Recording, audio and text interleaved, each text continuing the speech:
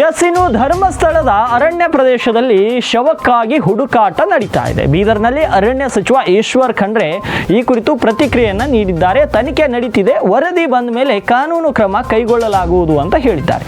ಆರೋಪಗಳು ಪ್ರತ್ಯಾರೋಪಗಳು ಪ್ರಜಾಪ್ರಭುತ್ವದಲ್ಲಿ ಸಾಮಾನ್ಯ. ತನಿಖೆಯಲ್ಲಿ ಒಳ್ಳೆ ಅಧಿಕಾರಿಗಳಿದ್ದಾರೆ. ಈ ಪ್ರಕರಣವನ್ನ ತಾರ್ಕಿಕ ಅಂತ್ಯಕ್ಕೆ ತೆಗೆದುಕೊಂಡು ಹೋಗ್ತೇವೆ ಅಂತ ಈಶ್ವರ್ ಖಂಡ್ರೆ ಬೀದರ್ನಲ್ಲಿ ಇವತ್ತು ಪ್ರತಿಕ್ರಿಯೆಯನ್ನು ನೀಡಿರುವಂತದ್ದು. ತನಿಖೆ ಆಗ್ತಾ ಇದೆ. ಅರಣ್ಯ ಪ್ರದೇಶ ಕೂಡ ಇದೆ. ಯಾವುದೇ ಪ್ರದೇಶದಲ್ಲಿ ತನಿಖಾ ವರದಿ ಬಂದ ಮೇಲೆ ನಾವು ಸರ್ಕಾರ ಕಾನೂನು ರೀತಿಯ ಕ್ರಮ ಜರುಗಿಸ್ತೇವೆ. ಎಸ್ಐಟಿ ಕರೆಕ್ಟಾಗಿ ಮಾಡ್ತಾ ಇಲ್ಲ ಅನ್ನುವಂತ ಒಂದು ಆರೋಪ ನೋಡಿ. ಈಗ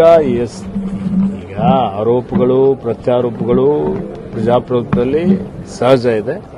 ಪಾರದರ್ಶಕವಾಗಿ ತನಿಖೆ ನಡೀತಾ ಇದೆ. ಒಳ್ಳೆ ಅಧಿಕಾರಿಗಳಿದ್ದಾರೆ. ಸೊ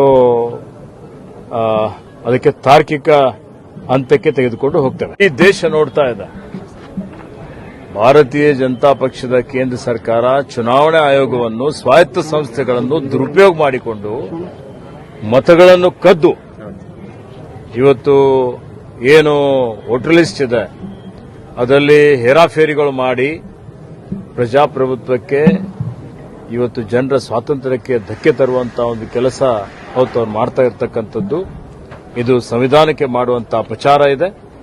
ಇದರ ವಿರುದ್ಧ ನಮ್ಮೆಲ್ಲರ ನೆಚ್ಚಿನ ನಾಯಕರಾದಂತಹ ಮಾನ್ಯ ರಾಹುಲ್ ಗಾಂಧೀಜಿಯವರು